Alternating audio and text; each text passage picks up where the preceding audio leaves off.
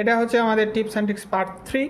এখানে বলা আছে যে জি আর্থ মানে অ্যাক্সেলারেশন ডিউ টু গ্র্যাভিটি দেওয়া আছে। এবার মাস আর্থের কী হচ্ছে 2% ইনক্রিজ হচ্ছে এবং রেডিয়াসটা ইনক্রিজ হচ্ছে 3%। এবারে নতুন value of acceleration due to gravity আর্থের কত হবে।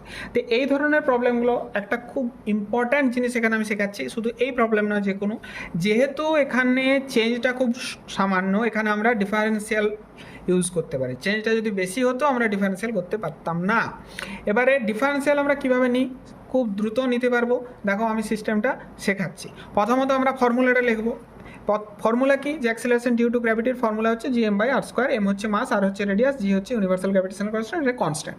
তারপরে কনস্ট্যান্ট রাশিগুলো নিয়ে আমাদের মাথা ব্যথার করার নেই, যেহেতু ডিফারেন্সিয়াল এটা বোঝানো যায় যে কীভাবে আসছে, কিন্তু তোমরা যে কোনো ক্ষেত্রে এটা মনে রাখতে পারো। সাপোজ একটা রাশি আছে এফ, যেটা তিনটে জিনিসের উপর নির্ভর করে, A to the power N, B to the power minus M এবং C to the power Z, suppose যা খুশি।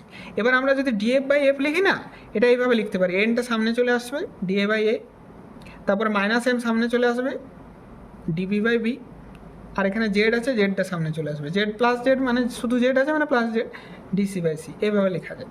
তো সেটা আমরা লিখেছি যে কনস্ট্যান্টগুলো নিয়ে মাথা ব্যথা। এখানে যদি সাপোজ একটা কনস্ট্যান্ট কে থাকতো, সেটা এখানে আসবে না। কে কেন, আরও কিছু থাকতে পারে, কে আরও কনস্ট্যান্ট 3-4টে যত খুশি কনস্ট্যান্ট থাকুক, কনস্ট্যান্ট আসবে না।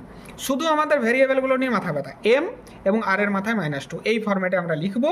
ডিএম বাই এম করবো, যেহেতু আর এর মাথায় -2 পাওয়ার, -2 আগে চলে আসবে ডিআর বাই আর, বোঝা গেল। আর এম এর মাথায় 1 আছে বলে এটা 1। এবার আমরা কি করব, ইনক্রিজ 2%, তার মানে +2% এটা। এবং ডিআর বাই আর এখানে যে রেডিয়াসটা সেটাও ইনক্রিজ 3%, তাহলে ওটাও +3%। এবার দেখো ক্যালকুলেট করলে 2 - c -4 আসছে। তার মানেটা হচ্ছে যে গ্র্যাভিটেশনাল যেটা জিটা 4% কমে যাবে, কমে যাবে 4%। কমা মানে 0.04 কমা, তাহলে ছিল 9.8, তার থেকে 0.04 বিয়োগ, তাহলে হয়ে গেল 9.76 মিটার পার সেকেন্ড স্কোয়ার। এটাই আমাদের অ্যান্সার।